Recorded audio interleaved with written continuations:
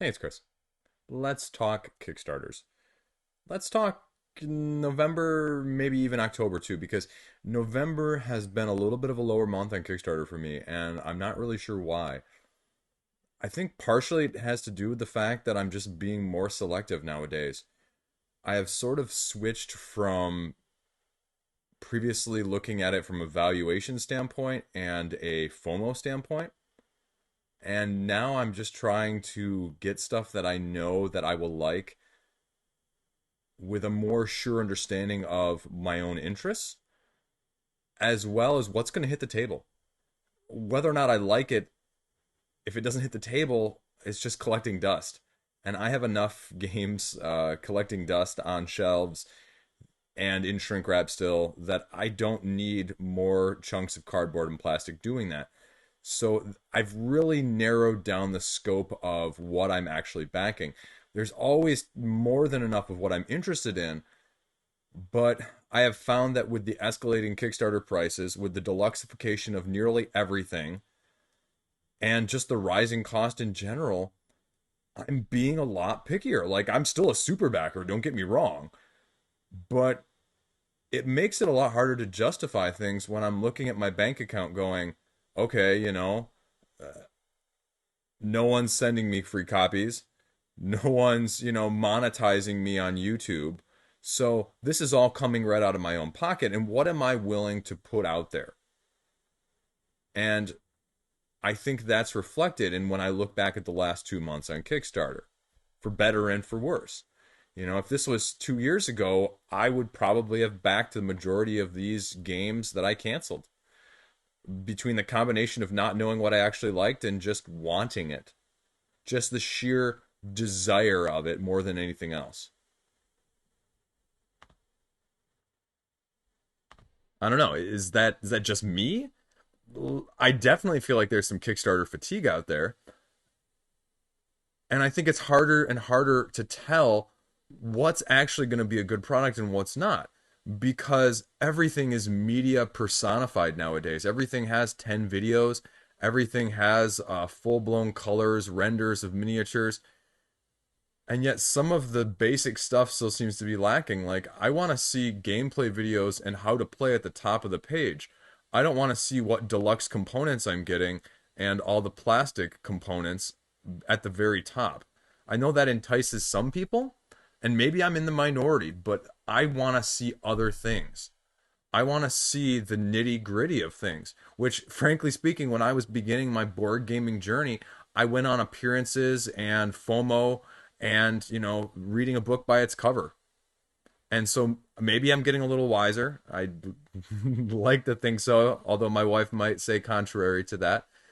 But I think, as I've called this the Fool's Gambit, I think Kickstarter really is becoming a Fool's Gambit because it's so hard to tell what's going to hold its value and what's not, and what's going to be good and what's not.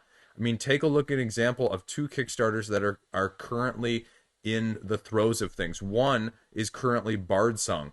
Bard Sung is going, and everyone is wondering, is this SFG's redemption?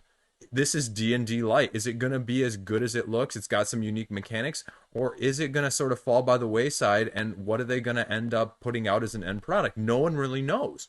They've got the they've got the Tabletopia mod, but even those nowadays are becoming run of the mill, and if you're like me, you need a physical representation of what it's going to look like. I am I am in the same way. If I read a journal article, I read it better in print than I do in a PDF. And same thing for a board game. If I'm going to play a board game and know the experience, I need a physical copy in front of me, not a Tabletopia. I do not like playing online. I'm not opposed to it necessarily. It's just definitely not for me. The other side of things, and this is where the evaluation from a purely value standpoint comes in, is because a lot of the Kickstarters that were thought to be safe bets even a year ago, there's a lot of discrepancy that's coming out. I have been subscribed to the Title Blades page on Board Game Geek now since, the last year almost. And routinely, if I do not see routinely two copies of that game come up for sale a day at almost the price that they paid or slightly less. I mean, it's hovering around $100 right now plus shipping. which I think is a little bit of a loss based on probably the shipping costs they had to pay and the shipping costs you can probably get away with shipping, especially in the continental US. So when you talk about it from a valuation standpoint, that is not holding the water that it did 6 months ago or even a year ago, even on these games that are deluxeified out the gazoo. And so with the prices skyrocketing and the valuation not always holding, you're at real risk of even losing money on the games where there is severe deluxeification and there is not a good retail sale from that side of things. That's concerning to me as a retailer, me as a consumer. I think companies necessarily aren't feeling it as much because they've switched the FOMO. They've switched the FOMO from gameplay and exclusive content to deluxeifications. You're going to get wooden pieces, you're going to get extra plastic, you're going to get extra game trays. I like game trays, actually. They do a good job. But anyway, you know what I mean. They're blinging it out, and the bling has become somehow synonymous with these campaigns. And I would rather have the Kickstarter exclusive content because then I can at least, figure out whether or not it's worth it.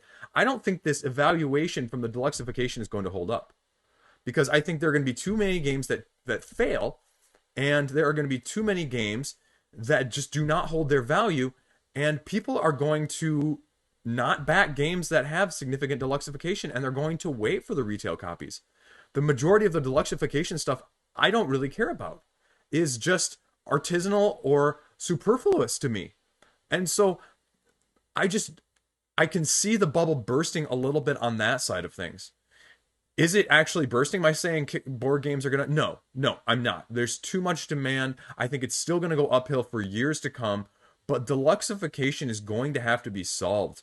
Making everything fancier and higher quality components to the nth degree just does not necessarily fit, especially from a financial standpoint in the long run. And I think that is going to be the concern. And that's why I've gotten more retail games over the past probably couple months than I have Kickstarters. So take that for what you will. And that is a long prelude and a soapbox that clearly I just sort of rambled off and spun into. So excuse me for that. You're more interested in the whole reason you tuned into is games, about what I backed and what I didn't. So let's skip to that after I finish this rant. So there you go. So this is funny. Funny I'm laughing at myself now because it's the next day, but I finished recording this last night and it was half an hour's worth of stuff and talking about all of these projects. And at the end, I realized that on the recording on the program that I use for this, the OBS, I had accidentally unclicked the audio filter. So there was the video of this whole thing and no audio. So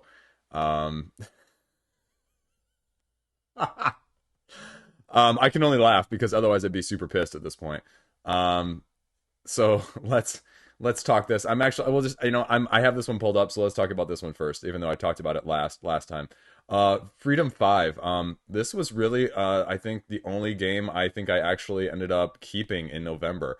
I think all of the other ones ended actually in October, but this one is a remake of Defenders of the Realm. It has the superhero fantasy hard co-op sort of boxes that I love to be checked. And there's a ton of content for the value. And I don't mean just for the resale value, as I just mentioned with like Title Blades with the deluxeification, but I think there's just value there. Now, I pledged at the $99 level at the Kickstarter exclusive edition, whatever, blah, blah, blah. I think the real debate for me is going to become when I look at it in the pledge manager, because as I've said previously, if you ever watched that video, no one did, but this is why I think you need to be spending less in the actual campaign, because if something happens financially with me between now and 3 or 4 months from now, or I have second thoughts, you're not putting up as much money up front, and it's going to be easier to get back. You're going to get more of it back because you only get what, that 90% back after a certain amount of time. So 90% of $100, it's $90. 90% of 120, 90% of 170, 90% of 220, 320. You know, with some of these larger campaigns, you're getting less and less back. You're losing more money just from that reason. And so that's the other reason I often will advocate, if you're unsure or even if you're thinking about it, late pledge, because otherwise, some of the backer kits that these guys use allow you to use PayPal as well. So that's another advantage. But I just think the value and just everything that this is, and personally, I'm a fan of the dice and the dice mitigation. I have balance concern issues with some of the playtesting that has been reported with some of the heroes, but I think it just looks great. I don't know whether or not I'm going to get standees or miniatures, and that's going to be the real thing of what I'm going to upgrade to in the Pledge Manager. And I'm going to. It's just going to be, am I going to do one or the other? Because I think standees really do have a place.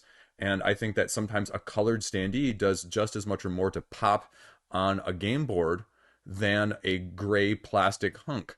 And if you're like me, I'm not a good painter. I've got paints. They're going to be a project, but I don't really have an interest in painting a lot of things to great detail. The time that it takes to do that is significant, and my time is very valuable, just like yours is.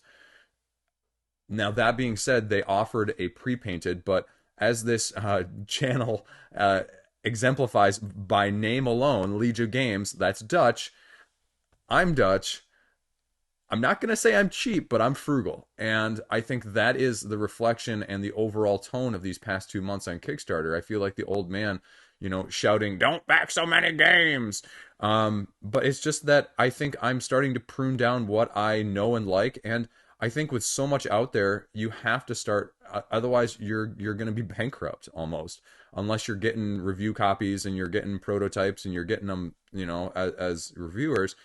And I'm not. So I'm going to be very select going forward. Things that I love or not. If I don't love it, it's not going to be a back. And that's why, as I'm going to talk a little bit later in this video, and that's going to be, surprisingly, majority of this video is why I didn't back some of the other stuff. So overall, I'm very happy with this. There's no FOMO. I am no regret backing this. I think they've done a good job of top to bottom. It's just whether or not it balances well. So that's my biggest concern. And whether or not I get miniatures. So that's a good problem to have. Let's take a look at Machina Arcana now. Machina Arcana, if you're not familiar, is a Steam crawler, horror-esque dungeon crawler. And this is the third iteration of it. And when the campaign launched, there wasn't a lot of hype. There wasn't a lot of awareness of what the campaign was actually going to put out there in terms of a product. And so the initial first 6 to 12 hours were people being pretty pissed off, to be frank. They had just recently delivered the second edition within the last couple months prior to this, which had supposedly all of the errata and upgrades and the rulebook improved.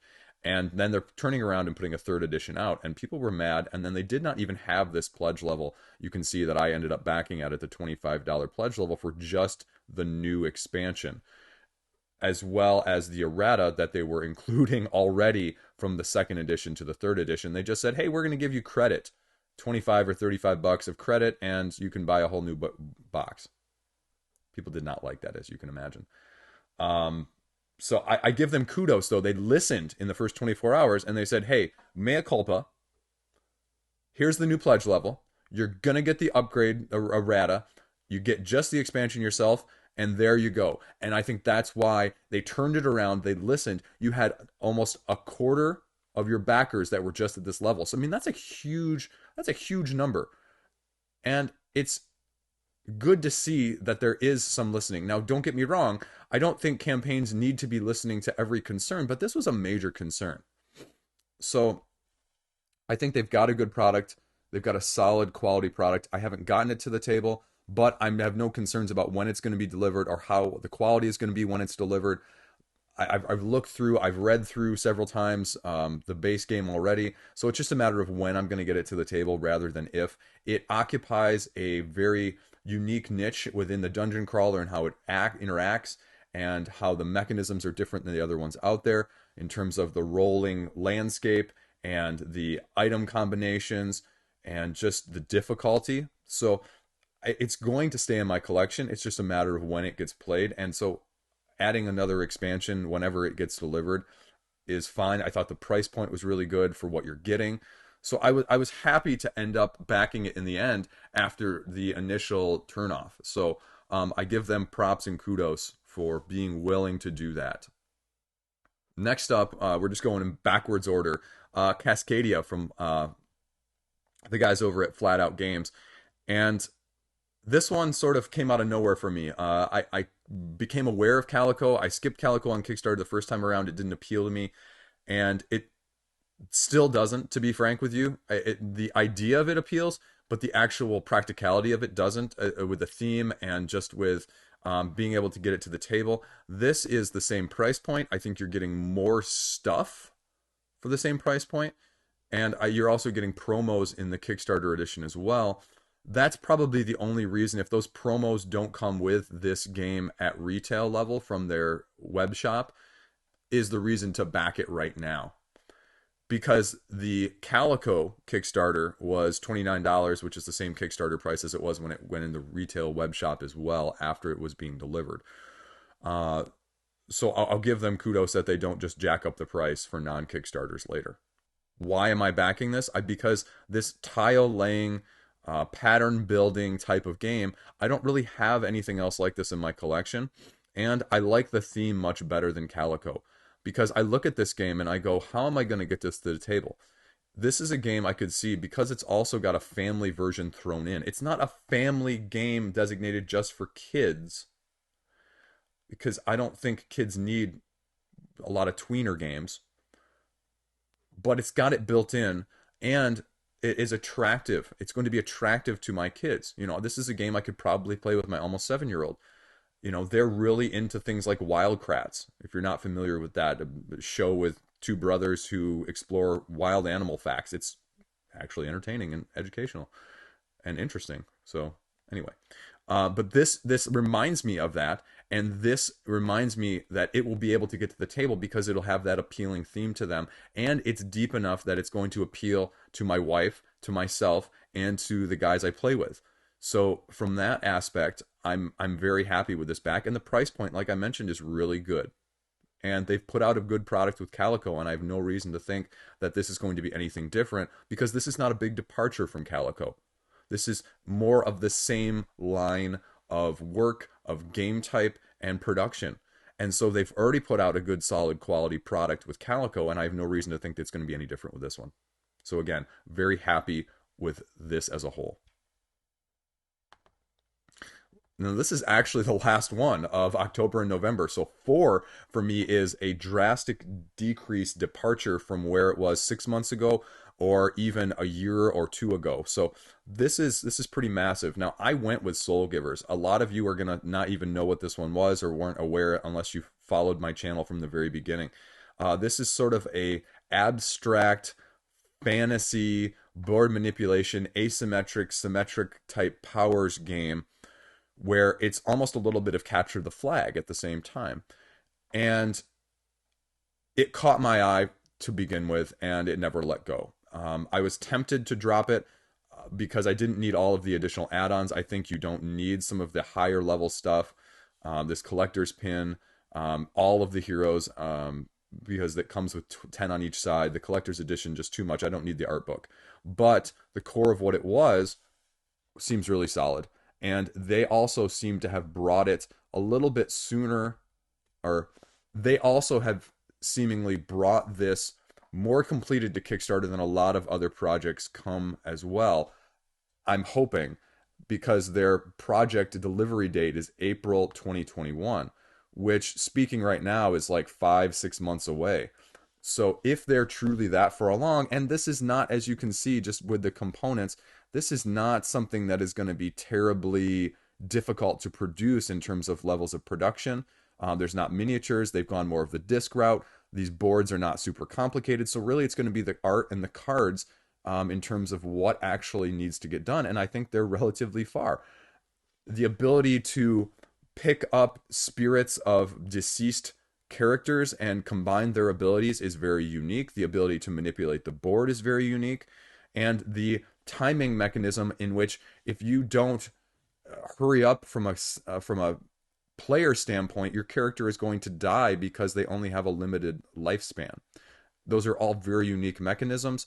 And there's also asymmetry in the sense that you both start out with the same heroes. So it's really about who is the better strategist, but also tactician at the same time. The price point is relatively good for what it is. It's a little bit of a risk, I won't lie. But I think it strikes all of those things that are really work for me: the one on one, the abstract, the fantasy nature, the asymmetric powers. And it doesn't help, it doesn't hurt that the abstract minimalistic art is a turn on for me. So I'm willing to give it a chance. If I get burned, I get burned. This is the one I'm probably going to get most burned on, potentially, of the ones I've probably backed in the last 6 months. But every once in a while, you're gonna have one of those that finds your sweet spot and your weak spot. So that this was that for me. So we'll see what it turns out. And I'll be honest with you guys in terms of whether or not it works for me. So those are the ones I've backed. Now, the rest of this video may or may not be interesting to you, but it's why I didn't back the rest of this. You can see these are all the pledges that I've canceled in the last like 2 months. And there's actually a couple more below this, and we'll load those up too in a second. But this is quite the list, and I was a little surprised, but I think I'm being just a little more discerning because I only have so much space, time, and even if I had all of the wallet to buy all of these things, I don't need them all because I don't have that much time. So they're either occupying something else or they're getting beat out by something else that I already have in my collection.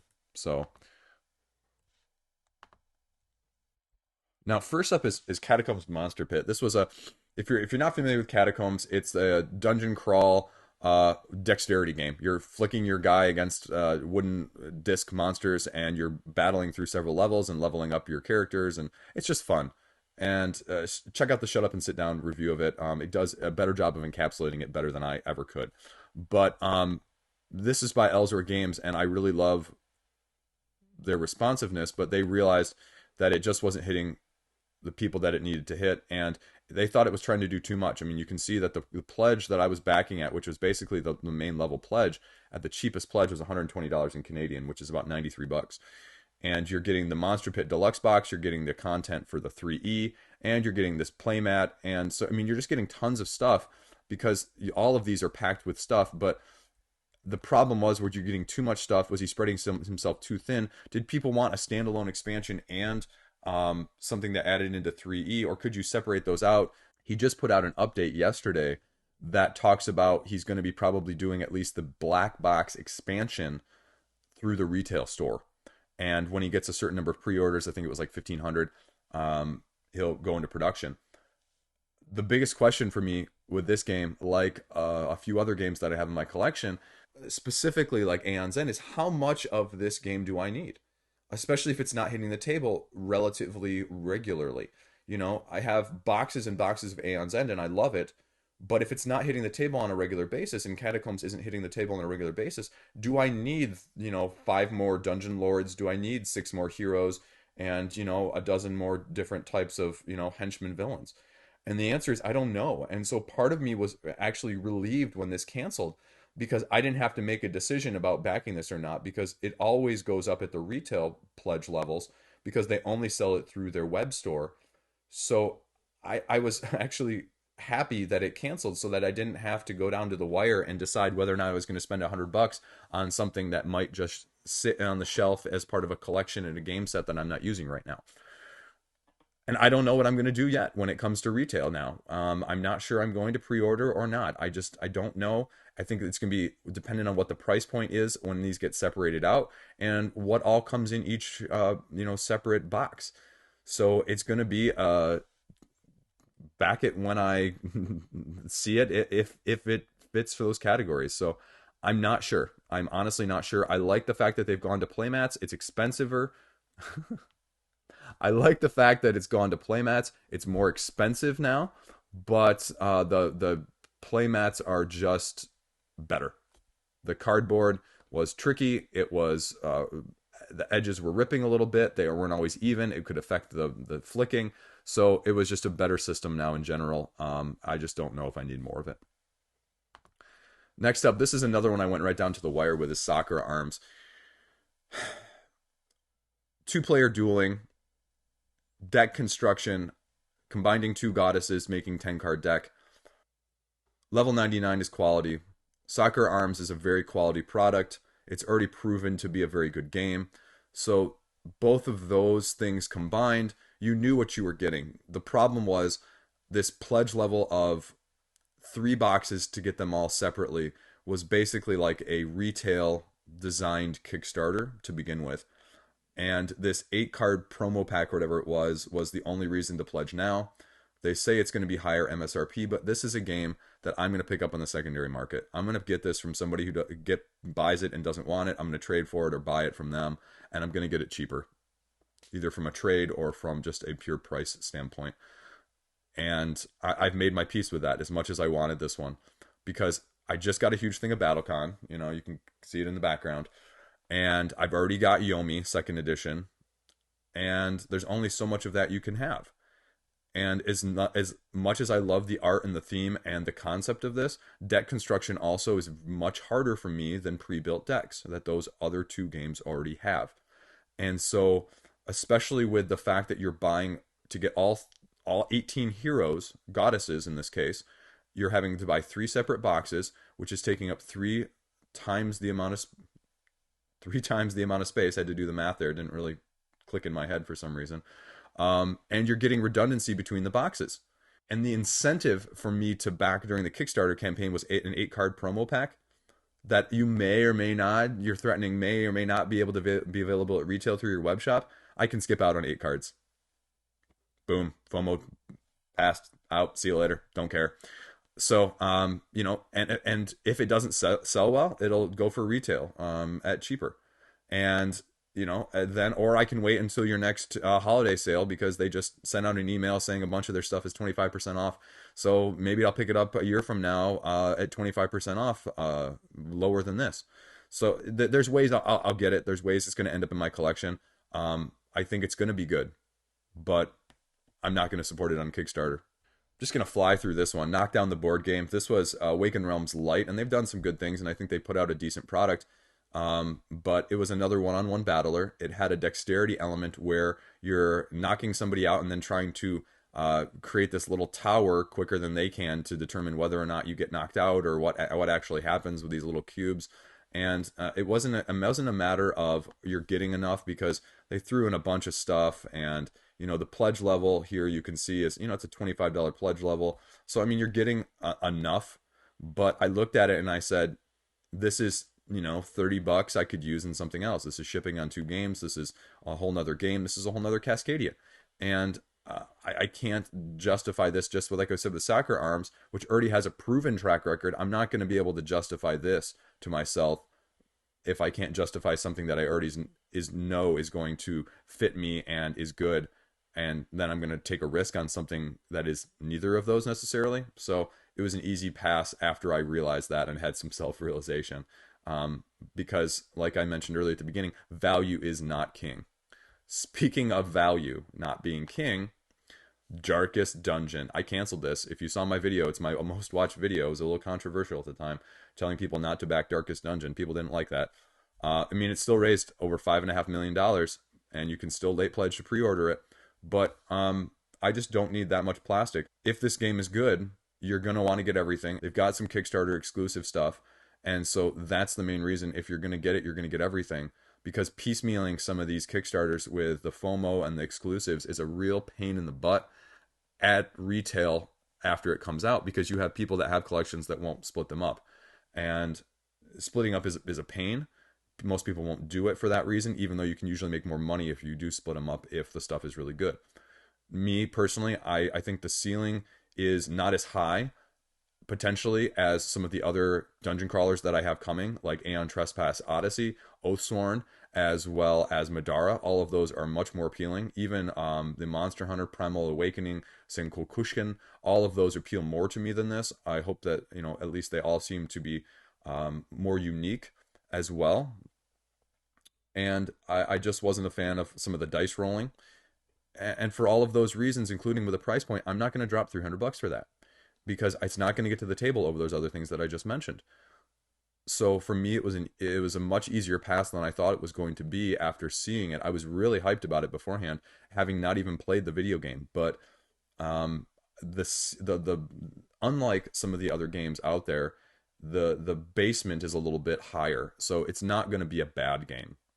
It's not. You know, all the information that's out there, all the playtesting that's already been seen, the videos, you know it's not going to be a bad game. It's just not whether or not it's going to be for you. And for me, it clearly was not. And I was happy to see that after I'm now spending the time to watch a lot of these gameplay and playthrough videos. So, um, I don't know if you guys ended up backing it, but I mean, a lot of people did. And so that's another reason I think you might be able to get away is because even something like as massive, having a lot of tongue twisters today, even as something as massive as Gotham City Chronicles was, I see on the secondary market now for the all-ins that you can get for less than the price. And so this is another one that I think there's going to be so much out there in terms of saturation after the hype dies down 6 months after it gets out that you'll be able to pick it up for less than the all-in here. Unless it does like a Cthulhu Death May Die, and then the Kickstarter box is going to go for more than, you know, the whole pledge, you know, would have cost you in the first place. But that is rare, and that is not the rule. That is the exception. Don't be fooled into thinking that, or that you're going to make that much money on a game like this, because that is usually not the case. And that's why I just don't do these as investments, period. So let's take a look at a few more. This one, I was really big on this at the get go. It still raised almost a $500,000. Townsfolk Tussle. It was the KDM light, plastic miniatures plus standees, boss battle after boss battle after boss battle. I had some balance concerns, and I just had: was this going to be more than just a slugfest? Was there actually going to be tactics? And I know that the terrain is being used, but I said, you know what? I have enough like this, and I'm sure this would be fine. But especially as I mentioned earlier with Darkest Dungeon, these crawlers are going to have to show me something special. And I think this is different enough that I like it. As I said earlier, I think a lot of these are try before you buy. And this one, for me, in the end, that was where it got me. I want to see what the end product is going to look like, and then I'm going to make my determination. And if it ends up costing me an extra $15 or $20 instead of the $85, $100, if they include all of those extras, you know, as the full pledge through their web shop or whatever, I'm willing to pay it. I can't justify it right now otherwise as another hack and slash that I'm not getting to the table. So for me, that was the ultimate thing. I thought the price point was really good. I thought they did a really good job of interacting and just having things laid out, of knowing themselves. They came with a advanced product, like I mentioned with earlier with Soulgivers. I appreciate that. I appreciate them not coming with a half concept, half rules, half this.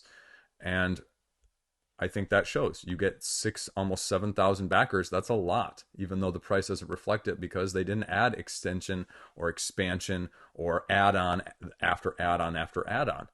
I mean, imagine if they would have done that. They'd be getting more than Bardsung, and Bardsung has like 4 right now. So final numbers do not always mean much on Kickstarter. Twisted Fables. Now, I was big on this prior to the campaign, and the more I thought about it, the more I compared it again to BattleCon and Exceed and those types of games out there. And I even compared it to Sakura Arms, which I knew was upcoming by the time this was finishing up. And yes, the deluxe edition, you're getting a great value for what it is, but I'm also getting a lot of stuff I don't care about. I don't care about an art book. I don't care about the miniatures. The playmat I can do plus or minus with. And so paying a higher amount just to get a good value does not make it a good value if I can get what I want for less later. It's still more money spent overall. But there's always that it's good, and it's good for me. And it's good in terms of I want to keep hitting the table, and it's going to hit the table over other things. And I couldn't justify it from that aspect of playstyle. And so ultimately I had to pass, as much again as this is one that I would be happy to have in my collection. I think in the end, it's not a Kickstarter thing for me. It's going to be a maybe pick up or trade from somebody else that doesn't like it, that didn't realize what they were getting in the first place. And let me be very clear, like a lot of these games I've mentioned, you will be able to do that. So there's very little FOMO in a lot of these games, especially the ones that are under $100. Veiled Fate, again, I felt very strong on the concept, and the execution was what really killed it for me. Um, yes, I could have gotten the lower level pledge, the $49 pledge or the $65 pledge, the ones that aren't going to apparently show up at retail. They're only going to put the 89 at retail, which I think is going to be interesting to see. It's going to test the retail market to see what people are willing to spend, especially on a social tactical deduction game. It plays at a wide variety. Again, this is a game where I want to play it in my social setting to see how my group reacts. And you can play this online, but I don't think you're going to get the same feeling or the same interaction that's going to go with a game like this in person versus online. And ultimately, that in combination with the price was what turned me off. So, do I regret it? A little bit. At the same time, if I don't play this, I don't think I'm going to regret not having it or not having played it. We'll see what happens from the retail side. I want to see what happens with some of these deluxe games that say we're not going to go to retail versus and what their retail sales are in the non-deluxe versions versus these games that say, as they have said here, we're going to take this deluxe to retail and we're going to see how well it goes. I think it's a very telling issue for our hobby as a whole, like I mentioned at my rant at the beginning. We'll do a couple more here. Now, Kabuto Sumo, I didn't back this. You saw me cancel it. It's because a friend is buying it for me, and he's gifting it to me. So I have it coming, and I would have been more than willing to spend my own money. I was happy to spend my own money, but they did it for me. It's the perfect combination of things I love: abstract, dexterity, and thematic incorporation. All three of those things in combination with a good price for the base game alone, $29 for all of those wooden components, plus a total of 44 for the base game plus the expansion, and the theme that they integrated so well in terms of how the beetles and the insects actually are in real life and how they work their powers in the game, I thought was amazing. So again, this is a smaller game that I think deserves the love and is probably going to fly under a lot of people's radar even after it comes to retail. So it still raised over $250,000 and it raised almost 6,000 backers. 6,000 backers. That's amazing. And the good price point tells you, I mean, if they would have bumped this up $10, so that's impressive. That's impressive. I like it. I'm looking forward to it. When it was even being delivered. So June, a little later than I would have expected, but wooden pieces. So be it. 10 Suns flew under the radar. Only $18,000. I saw it actually on Dice Tower. They get a playthrough, sort of an auction bluffing type mechanic based on the real legend of the 10 Suns from China. It's a game company out of Singapore that did this. And I think it's one that it has to be for the right group. Bluffing and auction are, I have found, not always my favorite mechanisms. Although I really do like the auction mechanism in Isle of Skye, it did not remind me enough of that to make me want to do it. And there's just too much else going on for me to be able to, feel like I was going to get it worth out of it, even though the price pledge was only $19. And because, again, I think it's easy to fall in the sink. And the reason I'm really talking about this one is, especially with a game like this, that I'm not sure I would like or how well it would fit. It's easy to justify it as a $19 game. And with shipping, maybe it's $30. And I feel like that's how a lot of people end up with these bloated collections, Tiny Epics, Tiny Epic Cthulhu is only $25. Well, and then you get the add-on, or maybe you buy 3 of them, and all of a sudden that's a lot of money and that's a lot of bloat in a lot of collections. And I see a lot of turnover from games like this, and I'm trying to avoid that the best I can. I'm not good at it, just like everyone else, but I'm trying to be more mindful of it, and this was why I canceled that pledge. Now, Crash Octopus, this is probably one of the few I regret on the list the most, but the reason I ended up not getting it as a dexterity game, flicking, beautiful theme, Japanese publisher, dexterity, like I mentioned, you would say, as I just mentioned, that's checking all the boxes for me. So Chris, why did you cancel this pledge? I mean, even the price was pretty good. 3,200 yen plus shipping is really a good price for getting a Japanese game from Japan. It's because it's the Castles and Catacombs syndrome from Elsevier Games that I got a few years ago that I ended up getting rid of. because I looked at this game and I said, you know what, this looks great. It looks beautiful. It looks like it's fun, and you're flicking stuff around. And my concern was the main audience for this would be my kids.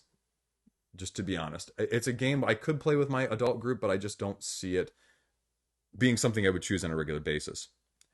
And what happened with Castles and Catacombs is, as fun as it was, it became a logistical, I dread getting it out and setting it up sort of thing. And the setting up portion of things and just the micromanaging of it with my kids outweighed the enjoyment of the game itself. And I looked at this and I had flashbacks of that exact scenario. And thinking of that, as much fun as it may be, I just didn't want to deal with it from that side of things anymore. And I knew that's what it would be, just with the age my kids are at and just how they are. And for me, then, I don't think it would be worth it, despite all of the other positives. So that was the main reason I canceled it. Same thing with Moonbase. I was actually getting the Moonbase pledge level 2. I haven't heard enough about Moonbase, and Moonbase is so abstract that I don't think I could back it or buy it at this point without having physically played it. It's just a completely different abstract than a lot of the other abstracts I've seen out there, and I can't very well visualize it as well as a lot of the others when you read through the rules or hear someone explain it. So I had to double cancel, and I feel slightly disappointed by it because I like supporting these projects at the same time. But at the same time, if it's not gonna, I can't support a product and not use the product in the first place. It just doesn't make sense. Last but not least, we're going to talk about Gatefall. Gatefall is a game I was really hyped about. I really liked the first one. And the more I got into it, the more I thought about it, the more I dove deeper into it, especially after backing for the majority of the campaign in this one. And if you're not familiar with Gatefall, it's a 1v1 skirmish type game. The base game is very straightforward. The heroes are very similar. We felt they were very similar in terms of the aspect of how the majority of them played. And there are variations and powers that you can use to upgrade them in certain ways to differentiate them. But ultimately, especially with the base game and the first chapter 1, we didn't feel like they were enough. And Jack seems like a very responsive, very appropriate guy, nice guy on social media, the interactions I've had with him. And he has flat out said that, like it's meant to be the intro. It's meant to be, more complex with the next couple chapters and seasons that he puts out. And this campaign was an example of that. At the same time, I just couldn't justify it because I have enough of this as well, like 1v1. And I wish that this also would have been standalone. I don't say that very often. I wish this would have been standalone because I probably would have sold the original and gotten just this, knowing if this could stand alone, because the price point is good, but it requires chapter 1 to play. And there's just some very different, odd thematic choices here. And I don't, not as a criticism, it's just he is going out there with this and he has a great support and he has shown that he's got vision for making things work. And so I don't have any issue from that side of things because it's a solid game. I just don't think it's a solid game in the long run for me because it is more of a slugfest. And this game, this next level is going to take it further. But I also look at other games out there like Unmatched and those similar games in that sense. And they have never appealed. Unmatched has never appealed to me. I'm actually in the process of trying to get rid of my Star Wars Epic Duels. So I'm getting away from that type of game as a whole as a player and a board game consumer. And for that reason, I had to cancel. As good as it is and as more complex as it makes, which is what I want out of the original, and even the price point being good for these massive, massive mothers of miniatures. So I felt a little bad, but at the same time, I also have to do what's right for me as the consumer, not just supporting the publisher and the designer in the first place. So that is the months of October and November for Kickstarter for me. It feels weird saying that I've backed less things than I've canceled, and the canceleds are 3 to 4 times the number. That was not the case until as of recently. My spending has just gone in a different direction. I'm just being more vocal about it. I bought a small collection of Marvel Legendary. Me and the kid have played it 10 times in the last 2 weeks, and I'm getting my money's worth from that. So I'm just choosing to spend it elsewhere. Um, as always, trying to be just completely transparent with you guys. What's upcoming? What's upcoming is the IP videos, hopefully, in terms of IP top tens. I'd like to see translated into board games. Maybe another review or two. The Loop, if that's not already going to be out before this. Masters of Respect, New York Zoo. Just Kickstarters in general of what's upcoming in December. Hopefully before the end of the year. Hopefully there'll be a couple good surprises. And then also the power rankings. Hopefully, I'm going to have a power rankings video number 2 coming out sometime in the next week. So if that interests you, stay tuned, subscribe, throw me a comment below. And otherwise, you know what to do. See you next time. Stay classy. I'll say it. There you go.